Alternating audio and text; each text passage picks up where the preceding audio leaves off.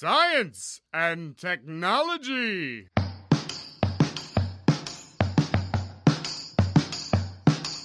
Estamos on com mais um Ciência On. Hoje vamos falar do poder das emoções no ensino com o professor Guilherme Brogington. Eu sou Pedro Altreto, professor aqui da UFABC, e cito um trecho de um livro que acabei de ler, As Cavernas de Aço, do Isaac Asimov. Não consegui acreditar que se o conhecimento oferecesse perigo, a solução seria a ignorância. Não se devia deixar de olhar para o perigo, ao contrário, devia-se aprender a lidar cautelosamente com ele. Eu sou Célio Fernando, professor da UFABC, e emoções são para se sentir, então sintam aí que não vai ter prazer.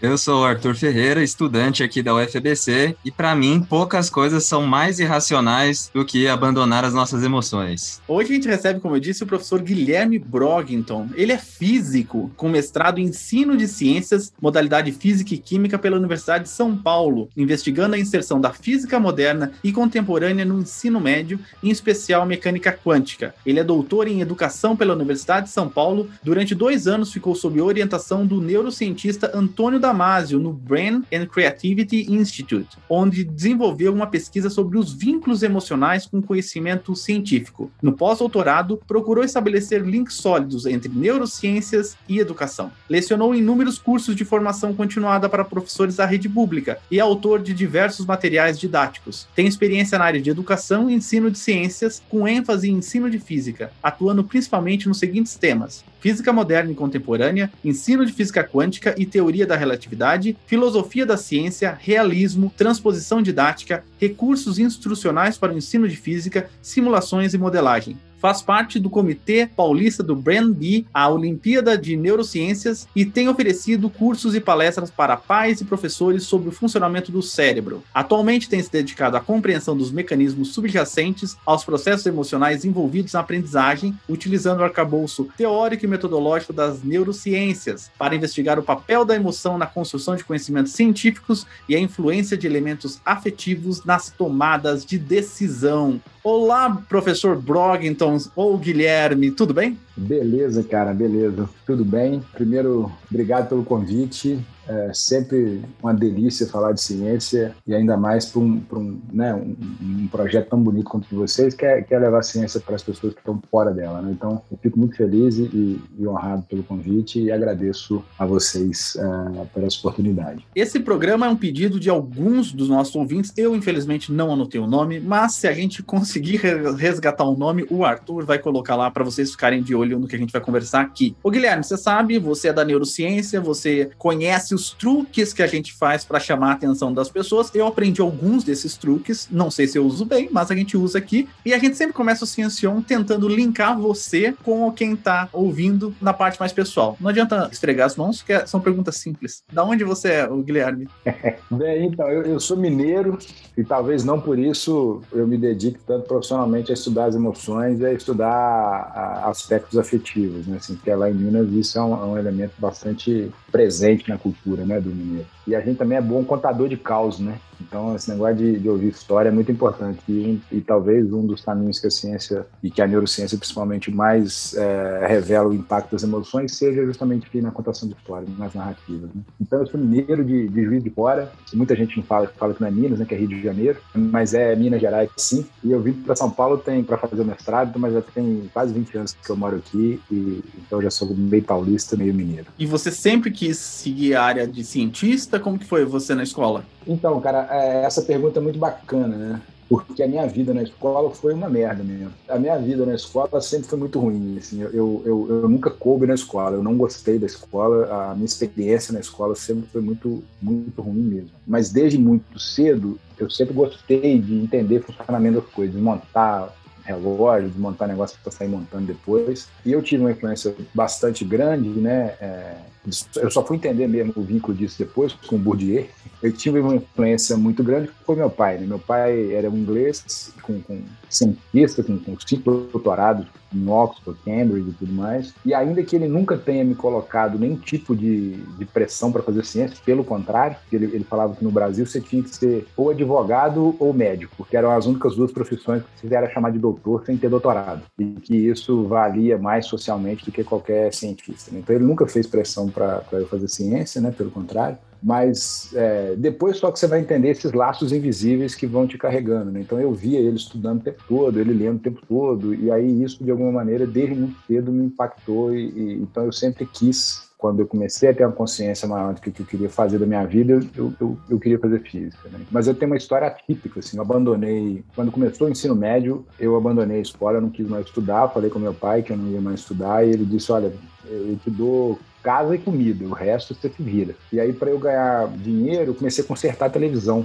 né? E aí eu pegava fim de semana, eu tinha uma penca de televisão dentro de casa, eu ficava consertando aquelas porra ali, e aí eu fui aprendendo eletrônica, eletricidade. E aí, com 16 anos, 17 anos, eu tinha mais dinheiro do que todo mundo da minha idade, porque eu ficava trabalhando o tempo todo com esse negócio que eu adorava. Eu fiz um curso de eletrônica por correspondência, cara. Instituto Universal Brasileiro, eu chegava pelo correio, os caderninhos chegavam pelo correio. Você fez um EAD, então? Um EAD mesmo, é o EAD real, de verdade, antes de qualquer coisa. Eram uns caderninhos vermelhos que chegavam pelo correio, cara. E aí ali eu comecei a conhecer a física de um jeito que eu não tinha visto, né? E aí que eu quis muito aprender, né? Então eu me encontrei na universidade, quando eu entrei no curso de física, aí ali sim, de lá para cá minha vida nunca mais...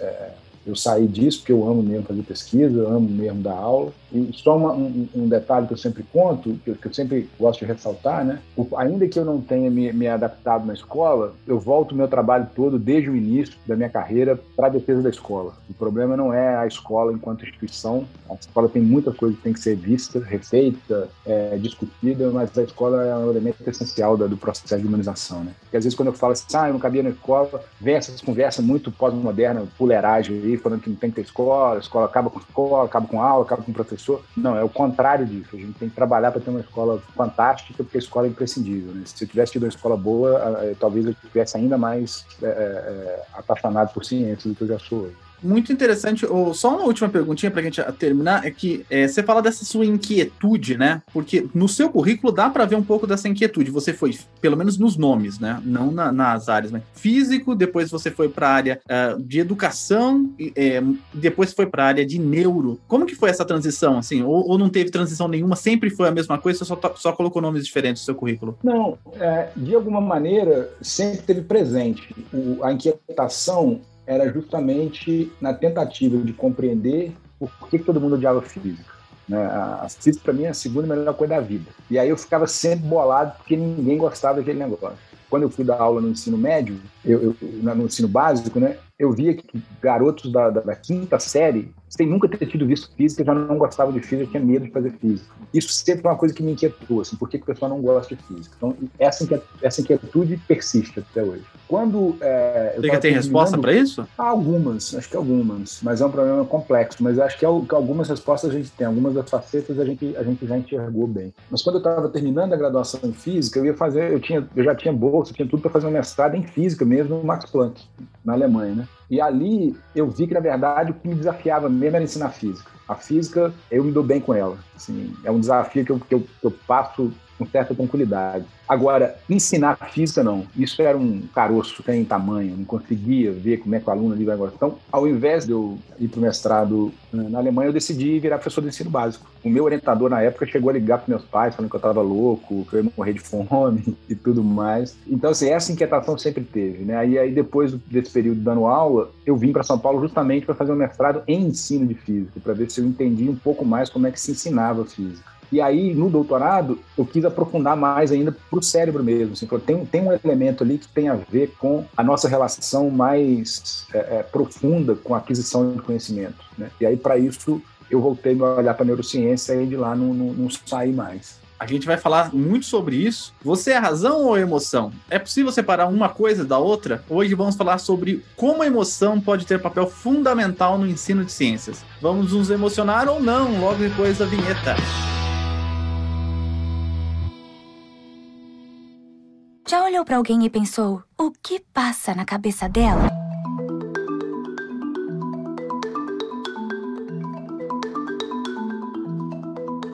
Para um cientista, o que é emoção? Como a gente consegue medir cientificamente, analisar a emoção? É excelente a sua pergunta, sério. Uma definição mais conceitual de emoção, às vezes é um pouco difícil. Tem algumas teorias ainda que se debatem, mas de maneira geral, e principalmente apoiado nos trabalhos do Antônio Damasio, que é onde eu me filio, para um cientista, as emoções, elas são um conjunto super bem orquestrado de reações no seu corpo que possibilitem, melhorem ou facilitem a sobrevivência. Tá? Então, de maneira bem... Um poeta vai querer me dar uma porrada, né? Mas para um cientista é exatamente isso. É um conjunto super bem orquestrado de liberação de neurotransmissores, de hormônios circulando na sua corrente sanguínea. Então, por exemplo, se você vê um animal muito imediatamente, de maneira inconsciente, reflexa mesmo, você tem mais sangue enviado para os músculos maiores, para você poder correr, você tem mais glicose sendo liberada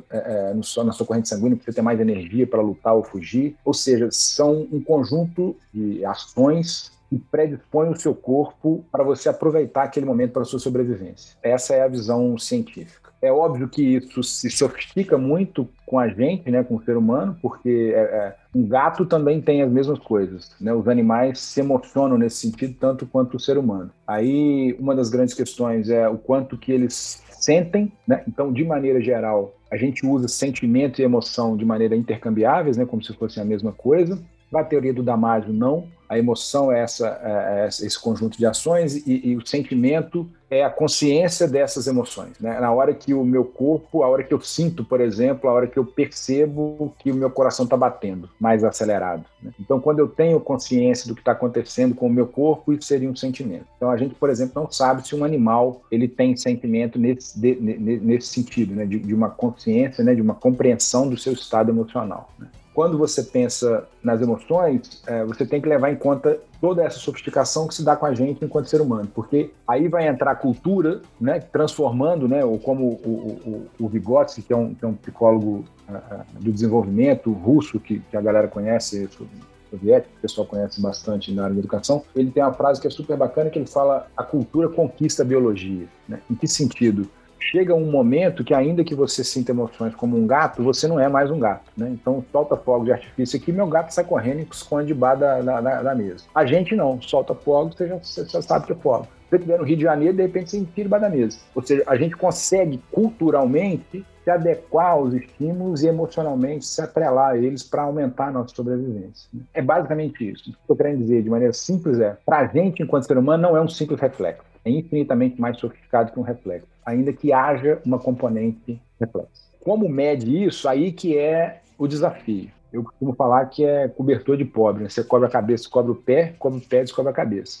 Porque você tem métodos que não dão a valência, ou seja, você não consegue saber, por exemplo, você coloca o cara na ressonância, e aí vai ativar lá as regiões que processam as emoções. Mas você não consegue ter certeza se aquilo ali é alegria ou se é raiva. Você não consegue ter certeza se aquilo ali é uma excitação ou se é medo. É sempre muito difícil você ter um método que fale exatamente aquilo ali. O método que mais te dá clareza disso é o autorrelato. É você perguntar para a pessoa como ela está se sentindo. Mas aí sempre há um componente subjetivo que talvez a pessoa não tenha certeza daquilo que ela está fazendo, né? Então, medir as emoções é sempre algo muito complicado. Então, o que a gente tem feito é combinar fatores objetivos e subjetivos, né? Então, por exemplo, a gente mede o que a gente chama de condutância galvânica da pele. Quando você se emociona, você transpira mais. Mas não de você ficar pingando suor, não é isso. É óbvio que se for um estímulo muito grande, você vai ficar pingando suor ali. Mas de repente, sei lá, você tá lá e vê uma pessoa que você gosta. Você vai dar uma suada, o olho não capta, a olho nu não capta, nem você sente. Mas se eu tiver 2 eletrodos colocados na sua mão, esse suor tem eletrólito, que é sal, aquele ali aumenta a condutividade de uma corrente elétrica, então eu consigo ver que aumentou a quantidade de corrente que estava passando por aqueles eletrodos. Aí eu consigo ter uma medida indireta de que você se emocionou. Mas o que foi que você sentiu? Foi medo? Alegria? A gente não sabe, então a gente vai ter que perguntar ao sujeito. E está sempre combinando medições quantitativas e qualitativas, medições objetivas e subjetivas. E, Guilherme, ainda mais ou menos nesse assunto, você falou da emoção, do reflexo ali. Quando a gente fala em instinto, é um tipo de emoção? É uma coisa diferente? Boa. Da maneira que o instinto é tratado na ciência, não. No sentido que muitas vezes tem a ver com um processo de reconhecimentos de padrões de uma maneira inconsciente, né? O que eles chamam de gut feeling, né? O negócio que dá na barriga ali. Então, tem muita gente que faz pesquisa que aí tenta ligar com o instinto, você pode encontrar alguma coisa assim, mas de maneira mais volumosa nas pesquisas científicas, o instinto tem mais a ver com esse negócio, assim, sei lá, é o jogador de futebol que depois ele vira treinador. Às vezes ele é excelente treinador e ele não sabe nem falar direito, explicar conscientemente o que ele está fazendo ali com a performance de um jogador. Por quê? Mas é porque ele, de alguma maneira, ele tem pistas ali do comportamento do cara, o jeito que chuta, o jeito que o pé bate, o jeito que corre, e essas pistas são inconscientes. Então isso seria o instinto do ponto de vista da ciência.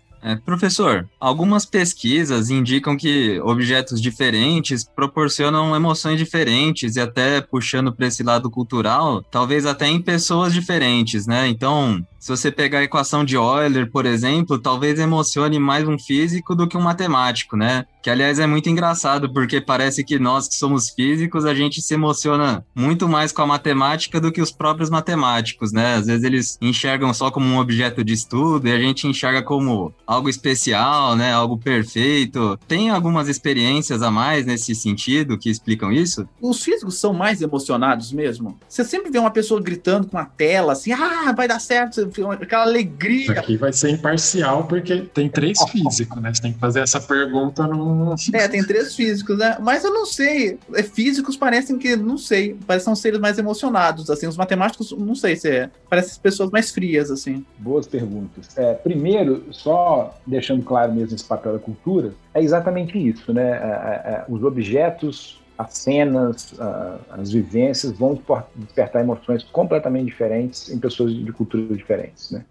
Eu sempre gosto de dar o mesmo exemplo. O meu pai, inglês, na década de 80, sabendo que mineiro adora queijo, leva um queijo super famoso na Europa para a gente comer lá em Minas, né? Você imagina, na década de 80, você não achava queijo em qualquer lugar, né? Igual hoje, você vai em qualquer lugar e você compra ali um queijo importado, né? E aí reuniu-se todo mundo ao redor da mesa, né, para aquele momento, aquele evento ali do negócio e tal. E aí, na hora que ele abre o queijo, era um puta de um gorgonzola gigante, e aquilo ali, ele subiu aquele queijo de gorgonzola. Minha avó começou a querer vomitar, e falando: você tá querendo envenenar meu neto, querendo matar minha filha. Começou aquele todo mundo achando horrível, que não, o negócio tá mofado, você comprou queijo estragado, não sei o quê. Meu pai ficou super chateado. Eu não consegui comer aquilo ali na hora, eu senti um gosto horrível e cuspi, enfim.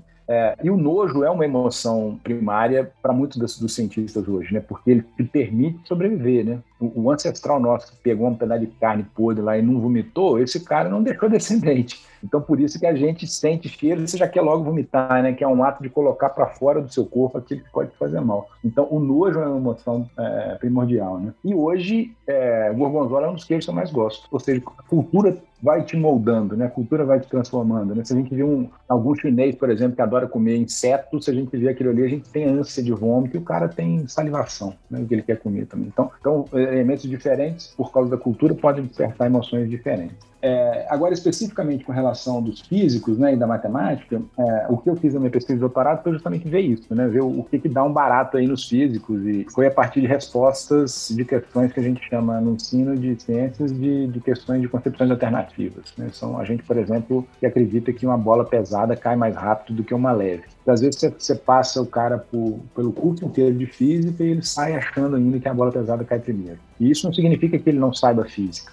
Existe alguma coisa aí, que são essas concepções alternativas, que persistem ao longo do tempo, né? E uma das minhas hipóteses é que isso é porque tem uma vinculação afetiva, emocional com essas explicações. E aí o que eu estou, desde o doutorado, e que eu estou procurando encontrar, é justamente essa vinculação emocional afetiva com o conhecimento científico. Então eu acho mesmo que a equação de Euler vai dar barato. Eu não posso garantir se ela daria mais barato no físico do que no matemático. O que eu vi no doutorado é que a matemática ela teve a mesma intensidade emocional para físicos e engenheiros, mas a física teve uma intensidade emocional muito maior para os físicos do que para os engenheiros. E o que é bacana é que o desempenho na prova, né, o desempenho mesmo da quantidade de acertos foi idêntica para os dois. Então não é que o físico sabe mais física do que o engenheiro. eles sabem o mesmo tanto de física, pelo menos na minha amostra lá, eles sabem o mesmo tanto de física, mas os físicos se emocionam com a física e os engenheiros não. E ambos se emocionam do mesmo tanto com a matemática, né? Então, uma interpretação possível é ambos veem a matemática como um instrumento e o físico vê a física para além do instrumento. Uma das coisas que a gente pretende fazer, mas é super complicado, né? Ainda mais agora um país que não valoriza a ciência, é fazer pesquisa com isso. Eu queria ver como é que ficam para os matemáticos, para os químicos e tal. Eu acredito, eu tenho uma hipótese que há um vínculo afetivo com o conhecimento, sim. Agora, se os físicos são mais emocionados, eu acho que vai depender de uma escala, né? Assim, por exemplo, se comparar com alguém de humanas, a gente é tudo cinza, né? Então, talvez tenha que procurar porque isso é uma outra coisa que eu discuto também, que tem muito a ver com essa ideia de emoção e razão, né? Na nossa formação em física, de maneira majoritária, há sempre uma glamorização e um reforço da ideia da cognição, né, da razão, né? A emoção é sempre uma coisa que atrapalha. E a gente tem visto, a gente sabe disso da ciência, principalmente com o trabalho da Mari, que isso é uma estupidez, assim, isso não existe.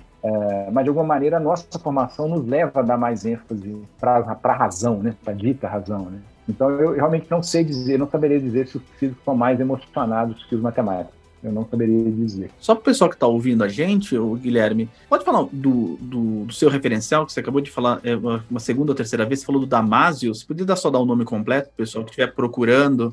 Então tá. Quem for procurar, ele é um neurocientista português, que é professor numa universidade na Califórnia, em Los Angeles, na USC, Southern California, que é uma universidade grande que tem lá, e ele é um dos neurocientistas mais famosos no mundo justamente por trabalhar com as emoções, né? Ele se chama Antônio Damasio e ele tem um livro, o livro inicial dele que eu sugiro que todo mundo que puder ler, leia, chama O Erro de Descartes, onde nesse livro ele traz as pesquisas dele com neurociência clínica mesmo, ou seja, com gente que tem tumor, que tem derrame e tal, e ali ele mostra já uma síntese de 10 anos de trabalho, mostrando que essa separação entre emoção e razão não existe. Por isso que ele fala do erro de Descartes, né? A emoção e a razão, elas, ainda que sejam sistemas de processamento distintos no cérebro, elas são completamente interligadas. Um sistema depende completamente do outro. De maneira que se eu tiro a razão, eu emboto a emoção, e se eu tiro a emoção, eu emboto a razão.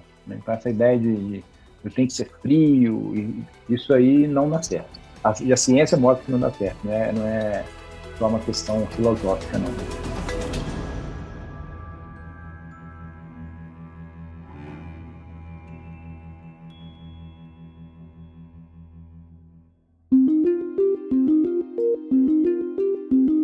E, Guilherme, indo então para a sala de aula, como é que o aluno ele se conecta, por exemplo, com o professor, aquele que está ali passando a informação para ele? São gestos, expressões faciais? Eu lembro até que eu já li alguma coisa que até a beleza, se o professor é mais bonito ou mais feio, isso influencia no aprendizado do aluno. Eu já vi várias coisas. Sério, podemos fazer esse teste. Espero que... Espero que não seja, senão eu estou fodido, né? Mas eu não tenho dúvida que assim, as pesquisas deixam claro. A primeira coisa que é importante, né, da gente dizer, tem muito pouca pesquisa ainda feita com emoção e educação em sala de aula, muito pouca. Qualquer um que já entrou em sala de aula sabe que existem elementos afetivos e emocionais ali que são são imprescindíveis. Qualquer um que já deu aula sabe disso, né? Quando você entra em sala de aula, você sabe que tem né? Agora, como que você mede, como que você determina o que é importante ou não, como que você manipula, né, no melhor sentido do termo, para que os alunos ali se sintam melhores para aprender, a gente não sabe, assim, tem muito pouca pesquisa. A maioria das pesquisas, principalmente no Brasil, elas são prescritivas, assim, a emoção é legal, tem emoção em sala de aula, mas como e por que a gente está engatinhando ainda, de maneira geral, no mundo todo, justamente porque, primeiro, porque existe essa dicotomia de razão e emoção, né, e historicamente, desde a filosofia, né, desde o Platão, as emoções são colocadas em segundo plano, em detrimento da razão. Então, num curso de formação, por exemplo, de professores, você não tem uma disciplina que trata de emoção. Você vai tratar lá de cognição, e métodos de aprendizagem, mas nunca tem uma discussão mais sobre aspectos emocionais, né? Então, esse é o primeiro problema de ter pouca pesquisa. E o segundo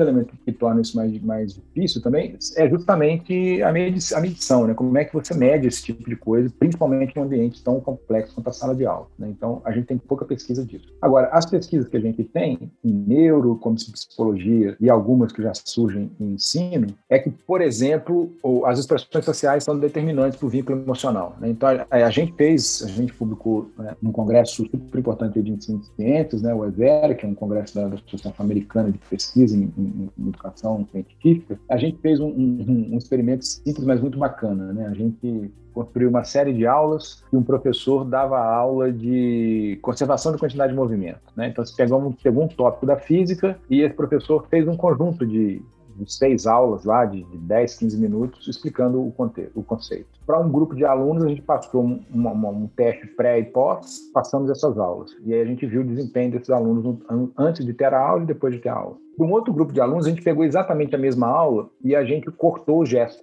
A gente fez um crop na imagem que cortou o rosto dele. E aí o que a gente viu é que o desempenho dos alunos do ensino médio era quase 2 vezes maior quando viam os gestos dos professores, desse professor, comparado com quando via só o rosto. Ou seja, os alunos, de alguma maneira, momentaneamente, eles aprendiam mais o conteúdo quando tinha gestos dos professores. Agora, uma pesquisa que a gente fez depois é quando a gente colocou um eye tracker, que é um aparelho que ele consegue ver para onde o seu olho está indo, para onde você está colocando mais tempo olhando, qual a direção do olhar e tal. E aí é curiosíssimo, porque ainda que com gestos, as pessoas olham por mais tempo para o rosto do professor. Então tem um elemento aí que a gente não sabe ainda de qual que é o mecanismo que gera isso. Mas, de qualquer maneira, a gente consegue, por uma série de outros experimentos além desse, mostrar que o que o aluno vê na face do professor impacta muito a maneira com que ele vivencia a aula ali, emocionalmente. Isso tem inúmeras pesquisas, tanto em laboratório quanto algumas em sala de aula. Então, a gente sabe que isso é uma coisa que impacta a emoção em sala de aula. Uma segunda coisa tem a ver com o tom da fala também. Falas muito monotônicas, né, causam uma desvinculação afetiva ali com o professor, né, tanto em aulas online quanto em aulas presenciais. Então, a gente está caminhando para alguns lugares desses. Eu tenho uma aluna de mestrado agora, ela tá quase terminando a dissertação dela, e a gente está vendo uma coisa que está sendo muito feita hoje em dia na área de ensino, que a gente chama de clima emocional. A gente tenta ver na sala, então a gente distribui uma série de clickers que são o telemarketing da educação, né? A gente dá um negocinho pro cara ali para ele ir marcando de 1 a 5 quanto que ele está se emocionando ali. E aí, durante a aula, cada 5 minutos, acende uma luz lá, ele tem que dizer como é que ele está emocionalmente. E aí a gente está fazendo, pela primeira vez, uma pesquisa que tenta correlacionar o que o professor está fazendo ali na frente, enquanto uma prática pedagógica, e como é que a sala está sentindo as emoções. Então, assim, são pesquisas, a transposição para a sala de aula ainda está longe do que a gente gostaria. A gente ainda, para ser honesto, né, e não ser charlatão de querer achar que, né, você põe neuro na frente, todos já acham que é maravilhoso, né?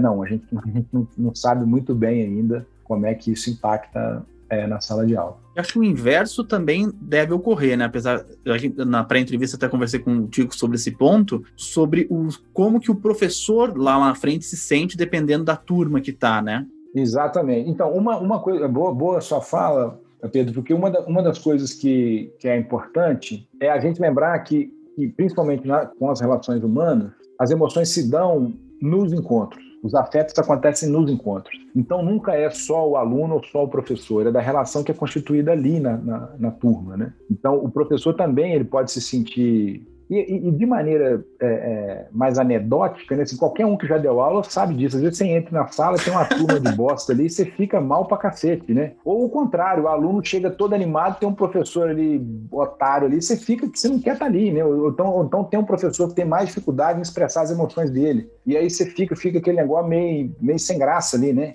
Aí vai se constituindo a relação. Uma coisa que é importante, né? A gente tem visto, de maneira indireta, mas a gente tem visto a relação do professor com a emoção que ele tem com a própria disciplina, né? Assim, então, a impressão que a gente tem, eu estou dizendo impressão porque a gente não tem muito dado ainda disso, para você falar, é assim que a gente está vendo, mas a impressão que a gente tem, há uma tendência nos dados que revelam que o professor que entra em sala de aula mais apaixonado por aquilo que ele faz, ele é capaz de engajar mais a turma. O cara que entra meio ali, já meio broxado ali com a disciplina, com a aula, aí o aluno também fica ali naquele troço ali meio agarrado ali, né? Então é importante também reconhecer isso. Tem muito professor que não gosta da aula que ele dá, então o aluno vai sentir isso, né? O aluno também está ali pegando o tempo todo, né? Você teve uma fala muito legal que você fala da expectativa do professor, né?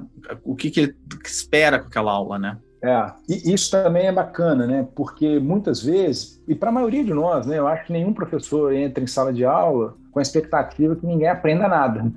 Às vezes, você entra ali querendo que a galera aprenda. Você pode até não gostar da disciplina que você está dando aula, mas você vai querer que alguém aprenda alguma coisa, né? Tanto que depois você vai culpar o aluno porque ele não aprendeu. Mas você muitas vezes cria aquela expectativa, né? E aí tem alguns problemas que podem ocorrer. Então, por exemplo, isso é muito comum nas áreas de ciências da natureza, principalmente na física, né? Então, às vezes o professor, que ele adora fazer pesquisa, ele sabe muita física, e aí ele entra para dar aula achando que a turma que está na frente dele ali é tudo físico, tarado com físico igual ele. E, de repente, não é, né? E aí, isso gera uma baixa... Tem um aspecto muito negativo nas emoções que o professor sente. Ele pode se sentir frustrado, ele pode achar que ele não é bom, e, às vezes, é só um erro na expectativa, né? Isso também é preciso a gente modular, tanto o aluno quanto o professor, né? É como eu falei, o aluno está na quinta série e já vai para a aula de física com medo. Então, como é que ele nunca soube que aula é aquela, né? Ou então o professor que já vai para a aula, e isso é muito comum, né? A gente vive, infelizmente, até hoje uma dicotomia, um preconceito, né? De física do bacharelado e física da licenciatura, né? No dia a dia você vê isso, né? Então é muito comum o professor do bacharelado já ir para a sala de aula de licenciatura achar que os alunos da licenciatura são fracos, né? Então esse tipo de expectativa modula qualquer comportamento nosso, né? E Guilherme, só antes de mudar o assunto, dando uma escapulidinha assim do termo no sentido da emoção com o ensino, uma coisa que eu lembro assim com isso na época de colégio e tal, uma coisa que era muito comum, eu sempre via, por exemplo, as minhas amigas, assim, todas apaixonadinhas pelos professores. Tem alguma coisa, assim, nesse sentido, porque que é aquela coisa passageira, né, de adolescente, mas tem alguma coisa que explique isso? Não sei, tem... Eu acho, assim, eu nunca vi isso em pesquisas mesmo voltadas para o ensino, né? Mas tem tem pesquisas em psicologia, e aí não é diretamente focada no ensino de ciências, né, que é o que eu faço, mas assim, tem muita pesquisa de psicologia que mostram o quanto que, de alguma maneira, a gente tem admirações por figuras de poder. Então, o professor é uma figura de poder. Então, muitas vezes, você sente ali um tipo de atração, né, um tipo de fantasia, né, alguma coisa assim, pela imagem do cara que está ali na frente, né? Então, não necessariamente tem a ver com aspectos mesmo físicos, ali o cara ser mais ou menos atraente, né? Mas uma coisa que é importante da sua fala também é lembrar que a sala de aula é um microcosmo da sociedade, né? Ali também estão os desejos, ali está tudo ali, né? Então, isso também acontece, né? E é importante porque muitas vezes a gente também não tem esse tipo de formação. Então, você vai dar aula, às vezes, muito jovem, e aí você desperta mesmo desejos nas pessoas, nos alunos que estão ali e vice-versa. E aí a gente tem que discutir a ética disso, né? Como é que a gente lida com isso, mesmo na universidade, né? Então, assim, esses elementos que têm a ver com as emoções, eles estão o tempo todo, né, no jogo, independente se você é aluno ou professor, né? A sua pergunta é muito bacana, cara, porque esses são pontos que quase nunca são discutidos na nossa formação, né? Seja de bacharel, seja de licenciando, né? E é preciso a gente considerar esse tipo de relação, né? Como é que essas coisas nos afetam, né? Profissionalmente e na hora de ensinar, né? Professor, existe uma questão organizacional também no nosso ensino que parece que está levando a uma tendência de ser cada vez mais pessoal, né? Então, tem mais alunos na sala de aula, geralmente o material já vem pronto e só espera que o professor aplique, né? Tendo em vista isso, qual que é o tamanho do desafio de emocionar as pessoas o tempo todo, pessoas diferentes, né? Então, na UFABC, por exemplo, a gente tem biólogos, engenheiros, físicos, matemáticos, todo mundo na mesma sala, né? Qual o tamanho do desafio de se conectar com todas as pessoas ao mesmo tempo? É possível? E a interdisciplinaridade ajuda? Boa, Arthur. Primeiro, eu acho que tem duas coisas distintas na sua pergunta, né? Eu vou começar pela menos complicada. menos espinhosas, né? De maneira teórica, de maneira geral, a interdisciplinaridade ajudaria, justamente pelo fato de poder abordar interesses distintos na mesma turma. Então, por mais que já tem décadas e há essa prescrição da gente ter um ensino interdisciplinar, né? A UFABC é construída a partir dessa ideia de interdisciplinaridade, transdisciplinaridade, mas ainda assim a gente não sabe fazer isso direito, assim, justamente porque a maioria da nossa formação foi disciplinar. Então é muito comum você rapidamente ir para aquilo que você já foi formado, né? Que você já foi treinado. Eu sempre gosto de dar o mesmo exemplo. Eu fui professor em uma outra universidade pública e a gente conseguiu lá montar um mestrado na área de ensino de ciências, né? E aí uma das coisas que a gente fez era que a gente criou o programa de um jeito tal, um documento, né, de direcionamento do programa, de uma maneira tal que toda disciplina fosse ofertada por pelo menos 3 professores, cada um de uma área distinta. Então a gente imaginou, putz, cara, isso vai ser legal pra caramba, porque aí vai ter um físico, um biólogo, um químico, dando a mesma disciplina e tal. E aí uma disciplina de 12 horas, como é que ficou no fim? Eu dou 4 aulas de física, eu dou 4 aulas de química, o outro dá 4 aulas de biologia. Ou seja, é muito difícil fazer interdisciplinaridade de verdade, porque a nossa formação não é interdisciplinar, né? Então, assim, a UFABC tem um peso grande para poder romper isso aí, né? Quem está saindo da UFABC está tendo uma visão mais interdisciplinar do que a maioria das outras universidades. Pode ainda estar muito distante do que a gente sonha, mas é o mais possível de chegar perto de uma interdisciplinaridade. Então, a gente acredita e, teoricamente, se espera que isso facilite esse tipo de vinculação afetiva, onde você vê ali vários elementos distintos. Essa é a primeira parte da sua pergunta. Então, a interdisciplinaridade seria, sim, uma facilitadora para isso, ainda que a gente tenha dificuldade em saber, de fato, como implementá-la. Agora, a segunda parte, essa é mais espinhosa, porque está na sua fala dessa coisa da impessoalidade, né, de sala com 100 alunos, de material já pronto para o professor aplicar e tudo mais. Isso tem a ver com como que a sociedade brasileira, principalmente, vê a educação,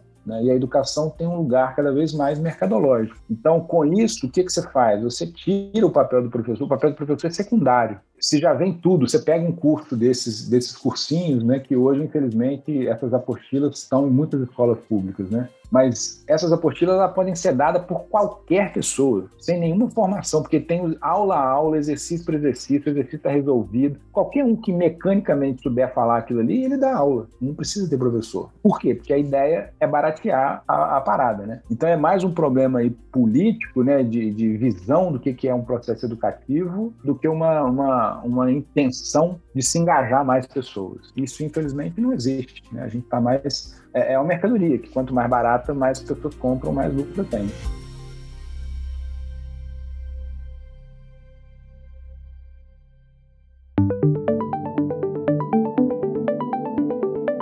Falando de um outro desafio, né, que eu sempre, normalmente na primeira aula minha eu abordo muito esse fato, né? Para mim, pelo menos, Pedro, o aprender me causa algum tipo de sofrimento. Eu fico um pouco angustiado quando eu vou aprender alguma coisa nova. Eu fico extremamente incomodado. Mas depois de um tempo, quando eu aprendo, me dá aquilo que eu chamo de epifania, né? Que tá, nossa, é isso daí mesmo. E isso me dá uma alegria enorme de eu ter entendido uma coisa que me causou um sofrimento. A nossa sociedade atual não permite você, se eu provocar um pequeno desconforto em uma pessoa, a nossa sociedade fala, não, você está provocando algum tipo de sofrimento nessa pessoa, mesmo que seja um sofrimento pequeno, porque aprender é um desafio, né? E justamente pelo fato de que as pessoas, elas têm a recompensa muito rápido, né? Tipo, ela vai assistir um filme, ela faz uma pesquisa, ela sempre tá com sentimentos muito, entre aspas, positivos, mas de drogas de curto prazo, né? Como que a gente lida com essas drogas de curto prazo, né? Que te dão uma alegria ou te dão um retorno rápido, em detrimento de uma coisa que pode te provocar um pouquinho de angústia, como aprender, porque mexe com um pouquinho dos seus conhecimentos prévios, você vai ter que destruir algumas coisas que você construiu durante alguns anos, fala, não, isso não está muito certo. Como que você trabalha isso? Então, Pedro, a sua pergunta é fundamental, cara, e ela está diretamente relacionada com a resposta que eu dei para a pergunta do Arthur, né? Qual que é a visão que a gente tem de educação? Você consegue até traçar, e eu não vou ficar falando aqui, gastando muito tempo, mas você consegue até traçar historicamente como é que isso se deu no Brasil, desde lá da ditadura, antes, no período anterior, a nova escola, o escola novismo. você consegue ver como é que isso foi mudando essas visões educacionais no país, né? De maneira geral, infelizmente, se difundiu mesmo essa ideia na educação, mesmo no ambiente acadêmico, mesmo com professores de universidades públicas, pesquisadores que publicam, que escrevem artigos, livros e tudo mais, se difundiu mesmo essa ideia da aprendizagem ser uma coisa prazerosa, divertida, né? O que eu odeio, que é o termo lúdico, né? Eles conseguem jogar fora o termo, a importância da emoção, a importância da brincadeira para transformar numa coisa totalmente pasteurizada, de achar que lúdico é justamente não ter nenhum tipo de sofrimento. E da mesma forma, quando você diz sofrimento, a pessoa já está achando que você está torturando a pessoa, né? Mas o que não se compreende, e de uma maneira muito direta, seria até leviano quem está num nível de um pós-doutorado, que é um pós-doutor, por exemplo, propagar o tempo inteiro que aprender é divertido e é só gostoso. Isso não é verdade. Quem fala isso sabe que não é verdade. Porque é muito difícil aprender coisa importante, né? Coisa simples não vale a pena. A gente não vai nem falar de coisa simples. Para entender a complexidade do mundo, as coisas complexas são trabalhosas. É trabalhoso você entender uma teoria difícil, é trabalhoso você ler um texto, é muito trabalhoso, como você falou, você mudar de concepção, você ter uma concepção contrária e ter que aceitar uma outra concepção. São processos, por exemplo, na própria área de ensino, o termo é exatamente esse, chama conflito cognitivo. Há um conflito, e conflitos não são prazerosos, conflitos são dificuldades que se enfrentam. É difícil mesmo você aprender, é difícil você ser capaz de mudar a sua maneira de pensar. Se você quiser entender profundamente alguma coisa, isso te toma muito tempo, isso é muito difícil, e para qualquer área, né? A gente tem, né, nessa coisa da razão e da emoção, achando que a gente acha nem que física e matemática é o top da coisa difícil. E não é, cara. Assim, pega um conceito de filosofia, pega um conceito de sociologia, vai ler Bourdieu, porra. Cara, você termina de ler um parágrafo, você fica até doido, porque é exatamente isso, é difícil, é árduo de entender, é preciso você se despir de uma série de concepções para aprender aquilo. Então, é um processo árduo. Agora, a partir do momento em que aquilo ali você tem um domínio, você adquire um tipo de apreensão real daquele conteúdo. E com isso você consegue interpretar o mundo, aí te dá um barato mesmo. É o que você chamou de epifania. Aí te dá um barato mesmo, você fala, caralho, velho, agora eu tô entendendo esse negócio. Agora eu entendo por que quando eu empurro aqui, cai ali. Agora eu entendo por que quando eu voto no fulano acontece aquilo. A compreensão que a teoria te dá a respeito do mundo, ela é prazerosa. Agora, para chegar lá, é mesmo difícil, né? Como que eu costumo fazer isso com os meus alunos, né? Eu costumo trazê-los para o que é mais real da nossa vida, porque a gente tem, né... Nesse processo de colocar a cognição, a razão como mais importante, a gente também coloca isso numa visão muito idealista. Pedro é inteligente, Guilherme é burro, Arthur é aquele menino que tem dificuldade de aprendizagem. A gente coloca como se fossem coisas idealistas, estão ali uma essência, você nasceu desse jeito, né? Então a cognição fica esse negócio para poucos, um negócio que voa lá em cima. Então o que eu costumo fazer com os alunos? Mostrar que o processo de aquisição de conhecimento é como qualquer outro processo de aquisição, por exemplo, de uma habilidade motora. Você vai aprender a tocar violão. Porra, é difícil pra cacete, você vai ter que ficar fazendo a mesma nota chata ali 1 milhão de vezes, seu dedo vai doer, vai machucar o dedo,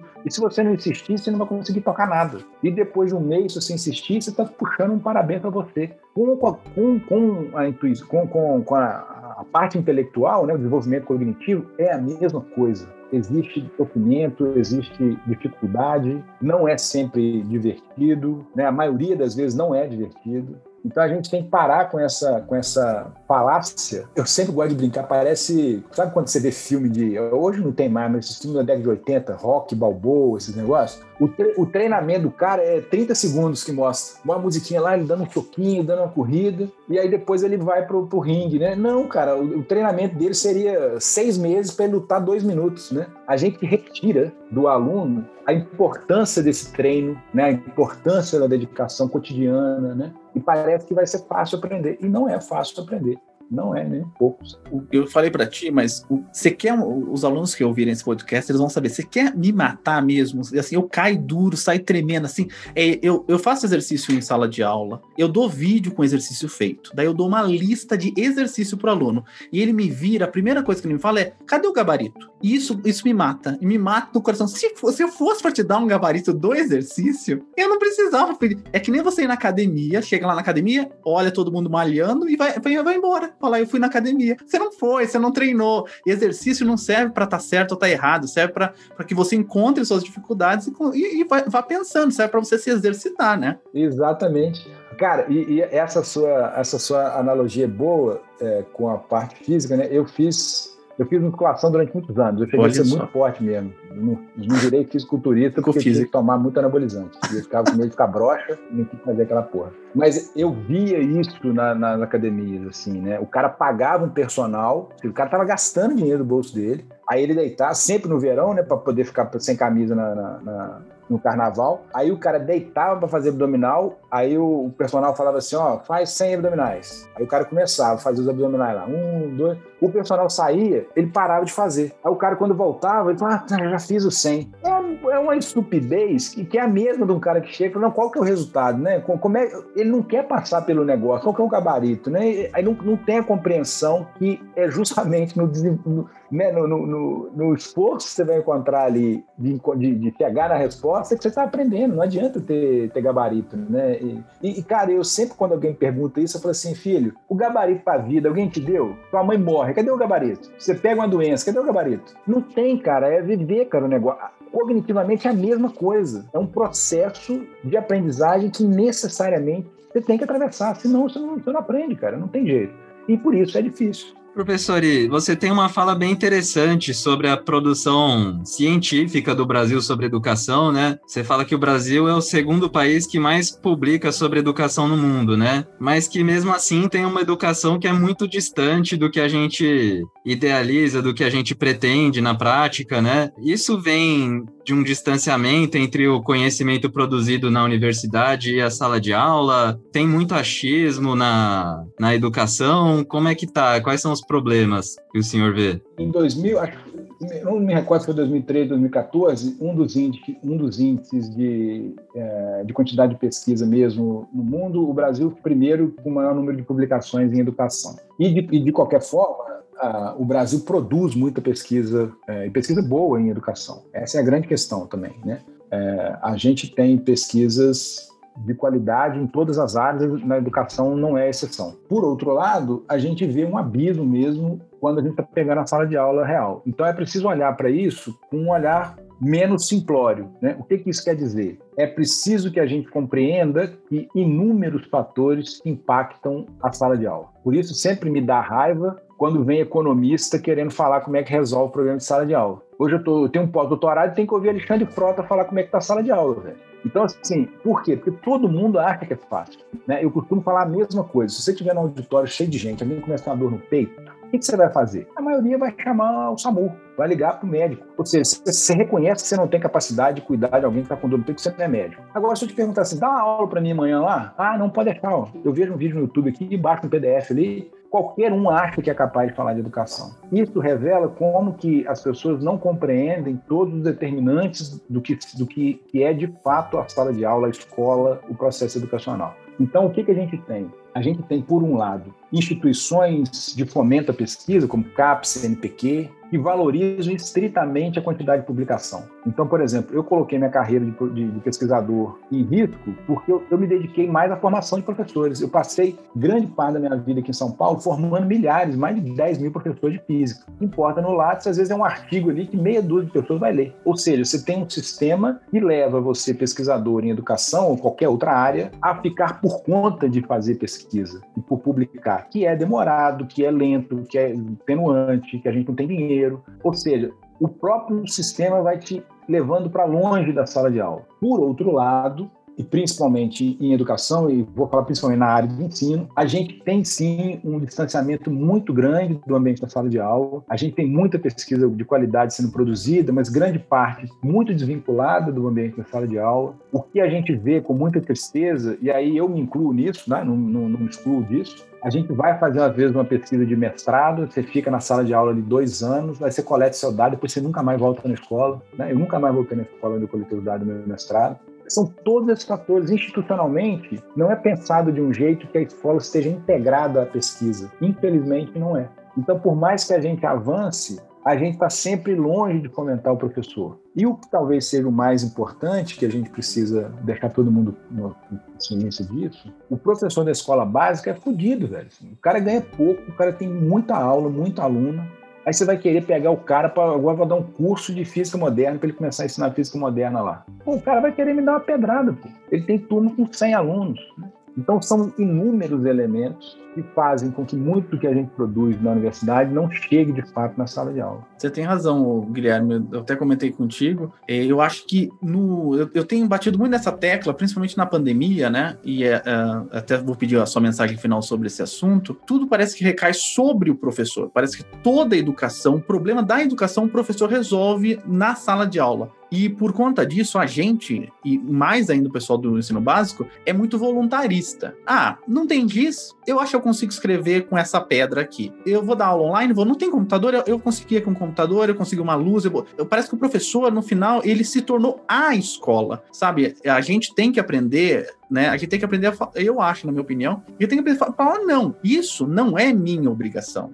Você não queira jogar os seus problemas para cima de mim, porque o professor já tem os seus problemas, né? E é exatamente nesse ponto que eu gostaria que você deixasse a sua mensagem final, que é assim, ultimamente, né, o que a gente tem visto, o que eu tenho visto na sala de aula, mesmo na UFABC, que tem os seus problemas, mas eu acredito que existem outros lugares com problemas mais agravantes, vejo muita pessoa muito angustiada mesmo, o pessoal vai para a sala de aula com uma ansiedade maluca, tédio também, você vê da aula online, por exemplo, tem aquele negócio de as aulas online são tipo os centros espíritas, né? Tipo, tem uns 4 ali prestando atenção e o resto tá num tédio enorme, né? Como que a gente consegue trabalhar com esses sentimentos, que são sentimentos que a gente tem ali, ou melhorar, né, essa relação, né? Ou proporcionar uma aula que não seja um fator que reforce esses sentimentos? E deixar a mensagem final pro pessoal que te ouviu aqui. Tá, Pedro, a sua pergunta é fundamental, cara, e ela tá muito imbricada as duas coisas que você falou, né? Primeiramente, então, é isso, né? Tudo recai sobre o professor mesmo, principalmente da escola básica, né? Todo o fracasso da sociedade brasileira é o professor da escola básica, e aí ninguém vê as situações que esse cara tá, as condições que esse cara tá, né? E é exatamente isso, você não tem giz, você não tem coisa, o cara vai dando jeito ali, né? A gente na universidade tem uma situação muito melhor que a deles, mas também está longe do ideal, porque eu não sei quem de um de nós aqui nunca botou dinheiro do próprio bolso para fazer pesquisa, para fazer coisa, né? É impossível, né? A gente está sempre fazendo isso. Então, isso é um elemento sistêmico que, no final das contas, infelizmente, recai sobre o professor, né? Então, o professor, ele acaba personificando o fracasso de um sistema, né? E cai tudo sobre ele. E aí não é à toa que os índices de depressão, né, de problemas de saúde mental só crescem entre os professores, né? Se você pegar a escola básica, pelo menos aqui de São Paulo, do estado de São Paulo, cerca de 2/3 dos afastamentos são por motivos de distúrbios emocionais, afetivos, justamente porque as condições são muito adversas, né? Então, essa é a primeira coisa. E a segunda coisa, ela tem a ver com a resposta, isso já tem a ver com a resposta da segunda pergunta que você fez, né? Por quê? Não pode ser uma saída individual. Eu tenho trabalhado com pesquisas em bem-estar e a gente tem cada dia mais sabendo que bem-estar também é um compromisso coletivo. Como é que a gente lida com isso? Então, eu vou dar um exemplo, né? A gente começou a aula online, caiu no colo de todo mundo por causa da pandemia. A gente teve um processo super bem feito aqui na UFABC de preparação para a gente para usar as plataformas. Eles fizeram um curso super bem feito para o professor, né? Como é que usa ali o AVA e tal. Mas, de qualquer maneira, como eu já disse antes, né, da nossa formação, em momento algum tem uma dedicação institucional, e aí estou dizendo, não é só da UFABC, é o país todo, né? De como que a gente lida com as nossas próprias emoções enquanto professor e como é que a gente lida com as emoções dos alunos. Nenhum de nós tem esse tipo de formação, entendeu? É cada um por si, Deus contra todo mundo. Você tem que ficar ali equilibrando o prato ali para salvar a aula. Então a saída que eu vejo, cara, é uma saída coletiva, não tem, senão qualquer coisa é paliativo. Então você vai continuar dando a aula, se você já tiver um certo traquejo ali, você vai dar uma aula melhorzinha, você vai procurar resolver de um jeito ali, mas isso não pode ser feito por nós individualmente. Isso tem que ser um processo coletivo, para como que a gente trabalha as emoções dos alunos e dos professores durante essas aulas online que estão sendo tão pesadas, né? Saiu uma pesquisa publicada da Associação Americana de Psicologia, a APA, tem umas 3, 4 semanas, que eles instituíram o termo fadiga de Zoom, mostrando exatamente como é que está todo mundo esgotado, quais são os desgastes emocionais que se dá de tanta aula online. Os jovens estão sofrendo muito, por exemplo, no ensino médio, porque eles ficam se vendo mais vezes, então tem despertado mais sentimentos de ansiedade, comparação com o outro, se sentindo gordo, se sentindo feio, meu nariz é assim, minha orelha é assado, e a gente fica sem esse tipo de suporte para lidar com isso, né? Então a saída tem que ser coletiva. E aí a minha fala final, que eu acho que amarra toda essa parte do ambiente escolar, né? Eu acho que a gente também tem que fazer uma meia-culpa, a gente que é professor universitário, da área de educação, da área de ensino, a gente tem que começar a tratar isso de uma maneira mais séria, né? Porque a gente tem um movimento também, você consegue reconhecê-lo historicamente, mas a gente passou a ter um movimento muito grande de repúdio ao conteúdo, de repúdio à aula expositiva. Você lê em artigos, você vê em debates, em apresentações, em simpósios. A aula tradicional é como se fosse um demônio, né? A aula expositiva é uma coisa do capeta, né? Então, assim, você fala a palavra transmissão de conhecimento, você é quase queimado, né? Igual na Inquisição, né? E essa coisa de diminuição da importância do conteúdo, conteúdo não é importante, conteúdo não é importante. Isso é muito problemático e isso, na verdade, é um tiro no pé do ensino público, porque a gente, cada vez que faz isso, você diminui o papel do professor, você diminui a importância do material didático decente. Falando isso, você abre guarda para essas quantidades de faculdade que tem agora de Instagram, aí, que tem curso de 6 meses, que dá aula de 10 minutos para agradar o aluno. O que você aprende em 10 minutos, cara? Nem fazer pão você aprende em 10 minutos, porra. Eu vou fazer uma graduação em física tendo aula de 10 minutos. Então, esse tipo de coisa, a instituição, as universidades têm que começar a repensar. Você discutir a maneira com que se ensina, você discutir a importância de qual conteúdo se leva para a sala de aula, tudo isso é preciso. Mas o que a gente vem fazendo sistematicamente é jogando fora o conteúdo, jogando fora o papel do professor. Cada vez precisa menos de professor. Você vê isso em textos escritos e acadêmicos, né? O professor não precisa dar aula, o professor é um facilitador. Tudo isso está amarrado nesse sintoma de todos nós, muito de nós, né? Frustrados com as aulas, indo para a sala de aula desanimado, indo para a sala de aula frustrado, aluno, professor, porque cada dia que passa a gente tem um movimento de diminuição da importância do ato educativo, né? E aí as emoções que geram são as mais negativas possíveis. Então eu sou para terminar mesmo, para ficar bem do jeito que a galera adora criticar, eu sou um conteudista mesmo. O que torna a gente ser humano é teoria. Então, a gente tem que parar com esse negócio de querer jogar o professor para escanteio, como se qualquer vídeo de YouTube ali fizesse a sua formação. Usando uma analogia futebolística, eu até tá comentando isso com o Arthur, né? Desse negócio do professor ser voluntarista, né?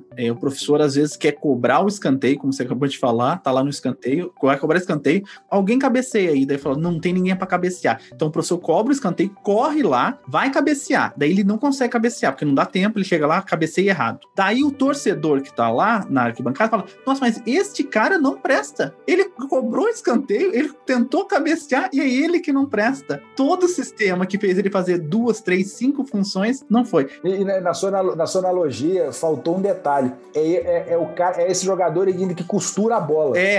Faz uniforme, tem toda a preparação antes, faz uniforme, rega o campo, faz de tudo. Mas eu queria que você terminasse com a fala da sua avó, a frase da sua avó que eu gostei muito. Excelente. A minha avó era analfabeta e absurdamente sábia. Ela tinha uma frase para cada coisa da vida, né? Quando a gente fala de emoção em sala de aula, a frase dela, para mim, resume o que eu acho que é a hipótese mais relevante de como que a gente emociona os alunos, como é que a gente engaja alunos, né? E é justamente aquilo que eu falei de como é que você entra em sala de aula, a sua relação efetiva com o conhecimento que você ensina, né? Então a fala da minha avó era a seguinte: a palavra convence, mas o exemplo arrasta. Então não adianta nada você ficar falando da importância da educação e tal, se você vai para a sala de aula sem ser apaixonado por aquilo que você ensina, né, cara? Então o aluno vai ver ali em você e aquilo ali vai despertar nele e falar uma verdade que de fato engaja. Muito obrigado, Guilherme. Vou agradecer aqui também o Célio Angolini. Obrigado, Célio. Obrigado, Pedro. Obrigado, Guilherme. Muito bom te ouvir aqui. A gente sempre acaba aprendendo alguma coisa. Obrigado, viu, Arthur? Arthur que está no mestrado agora em educação para o ensino de física, né, Arthur? Pois é. Tava pensando aqui em como estudar educação realmente é fantástico, né? Não só essa área de neurociência, mas também tem outras áreas fantásticas para estudar na educação, né? E eu gostei muito da conversa e espero que o nosso ouvinte também esteja tão emocionado quanto eu, principalmente por fazer mudanças, né, na nossa educação, na nossa sociedade. Acho que a emoção mobiliza nesse sentido, né? Sem dúvida, o papel das emoções é muito importante. Aquilo que você está despertando na outra pessoa, se preocupar, né? Se aquilo que você está despertando, ou pelo menos tentando despertar, vai te facilitar ou não ao aprendizado. Obrigado a você que está ouvindo o Ciencion. Se você está chegando agora, tem muita gente chegando agora escutando o Ciencion, a gente está aqui sempre na primeira sexta-feira de todo mês. Isso faz 3 anos já. E agora na terceira. E o Célio liberou. Agora nós estamos na terceira sexta-feira do mês, né, Célio? Também com um novo episódio aqui no Ciencion. Se você quiser sempre estar ligado aqui com a gente, não esquece de seguir a gente no Twitter, no Instagram, no Facebook. Não esquece de seguir a gente no YouTube, se você não gosta muito de ouvir no podcast, né? E quem sabe estaremos no TikTok. Só é um desafio, mas quem sabe nós não estaremos também no TikTok em breve. Tá bom? Até mais e tchau!